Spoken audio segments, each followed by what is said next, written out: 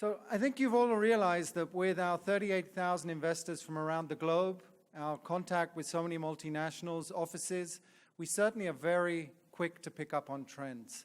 So what I'd like to do over the next 10 minutes is share some of those trends with you. We've been quite accurate in the past, and hopefully we will continue to be so. One, here we go. The first one is education. Education's been around since 2000 BC. But I'm not sure many of you realize that in 2020, next year, it's going to be over a $250 billion industry. We are starting to see more and more startups. And by the way, not much has changed in that industry over the last 20, 30 years from when we all went to school. We're starting to see as more and more devices, everyone has phones, everyone's connected. We're seeing more technologies that are taking advantage of that. And one of the companies is Sense, which we invested in, Sense Education, which is able to analyze and to read papers, and they become an assistant for teachers and professors. So we're seeing the use of AI already coming into analyzing, and we're going to see more and more technologies around that. I think it's not only an interesting investment area, it's also a great area where we're also providing a lot of benefit to the students. Mother Nature. Clearly felt here in Brazil with all the fires and becoming an extreme issue around the globe. Unfortunately, we haven't seen any technology companies that are able to prevent it, but we're certainly seeing technology companies which are able to give pre-warnings and enable us to respond efficiently. And I don't know how many of you even read this morning that around Mont Blanc in Europe, in the mountains, the part of the glacier is actually feared to crumble, and we're seeing people already evacuated from a few cities around there. So what we are seeing is technology which is able to pinpoint weather up to an accuracy of 500 meters. One such company is Climacell. Using technology, they're picking up data not only from things that we have on us in our pockets, but also from the towers. Cars which are connected today are providing information of what areas have rain. And so what you're seeing is an ability to pinpoint weather up to an accuracy of 500 meters. Very exciting. Certainly think of the applications for an Uber. Think of the applications for airplanes. Think what it does for Waze, which is an Israeli technology company used a lot here, and I'm very excited about that. So this is something which is changing, and it will also enable us to be more efficient in how we conduct our business. Another one is EduBees. It's a drone company we invested, which is actually adding an additional layer. Not only is the drone picture, it's adding a layer of AR onto it, and it enables first responders to know where the streets are in flooded areas, where the firefighters and ambulance and first responders are, and it's providing really a complete game changer as far as our ability to react to the fires, the floods, and the natural, unfortunately, events that we're seeing in nature. Cybersecurity. This is a favorite. It's a big area, but what we are seeing is cybersecurity drilling down into different verticals. So it's no longer to think on a holistic way, cybersecurity. How do I prevent being attacked? Because the attacks are coming in multiple forms today. They're coming in the area of medical devices, which are today connected, and people literally, it's no longer a dream that someone will call you and say, hey, if you don't pay a certain amount of money, I'm going to turn off your pacemaker.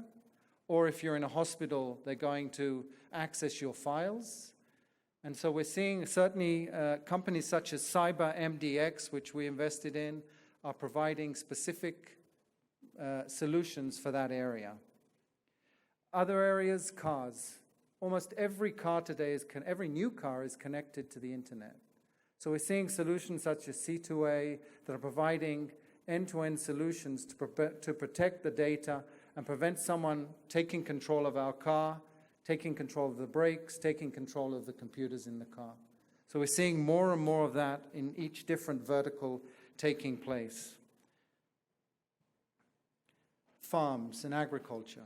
It's an area which is very dear clearly to Brazil, and we're seeing there's a new type of fertilizer.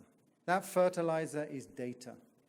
Data today is providing significant benefits to the farmers. It's actually telling farmers whether they need to water their field, whether irrigation is needed, with companies such as CropX, which is one of our portfolio companies. And really, they're telling you when you need to harvest, they're telling you how much you need to harvest, and so the whole chain becomes far more efficient. Other companies such as Taranis is using drone technologies, which are able, taking aerial views of fields, they're able to analyze the health of the field, whether you need to take action when the crops are ready. So we're seeing more and more of those technologies, artificial intelligence coupled with drones, coupled with aerial pictures, making agriculture far more efficient. That's also entering into farms, where today with other technologies you're able to analyze with consumer physics and others the quality of the feed you're giving cows, the quality of the soybeans, and the quality of the other crops. So we're seeing technology providing a lot of value add, and we think these are extremely interesting areas where there's going to be a lot of changes taking place. Sugar problems. You all heard from Dumatok today. Sugar is a global problem. 1.9 billion people on the planet are overweight. 1 in 10 adults are going to get diabetes.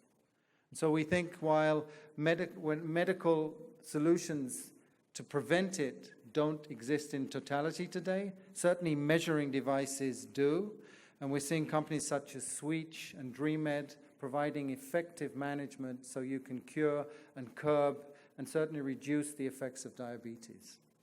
Dumatok, who you all hopefully heard today, is reducing the amount of sugar by up to 50%, again using natural sugar, but reducing that by 50%. We certainly think that companies such as Dumatok, Ripple, which will soon be going on our site, will definitely be changing the face of agriculture and the face of food. And I think also you've heard us mention quite a bit today about Beyond Meat, which is a meat replacement. Obviously, I don't think we're quite at the level of Brazilian beef, but certainly it's becoming very popular in the market. Green tech will be something which we continue to see. We have to pay attention to the planet, and we're going to see more efficient air conditioning units, such as those of Einverid and others, which will certainly not only save the planet, but also help save money for those who install it. Data, giving data back to the people. We're seeing in Europe GDPR, General Data Protection Rules, are changing a lot. We're seeing control no longer in the hands alone of the Googles and the large corporations, but people's ability to prevent that data and to manage it, their own personal data, is definitely swinging back into the hands of the people. I think we're seeing more and more startups. We had a good exit with Cognigo, which provided GDPR capabilities, and we certainly think there'll be additional ones coming into the market. BioCatch is also one of those, by the way, as is Perception Point. And lastly, I think we are seeing more and more biomimicking. Maybe it's the first time you've heard of that, but certainly today, with the capabilities of analytics, we're analyzing how nature, how flies, how others function, how their hearing functions. And through that, we're able to better improve that in ourselves, in humans. And we're seeing certainly a lot of technologies around that. There's a lot of interesting trends, and amongst them, traffic here in São Paulo is a big issue. We're starting to see, beyond Waze, the next generation. The next generation of solutions is going to be companies such as Hyperloop, which potentially is going to drill tunnels under the ground, or Skytran, which is an interesting technology we invested in along with Reliance, which is going to put an additional rail above roads and enable maglev-style pods to be transported on that. So I think around transportation, we're going to see a lot. All of us feel the problem and the burden every day as we make our way to work. and there'll be a lot of solutions coming around that, including flying smaller helicopters, which were providing services. We're seeing several startups in that area too. So I think all of those are going to take place. Please, in order to see more of these technologies and see them firsthand, we have a global summit in Jerusalem on February 12th. And please, all of you are invited to come. There you will see additional trends, additional technologies, and be able to see the startups firsthand. Thank you.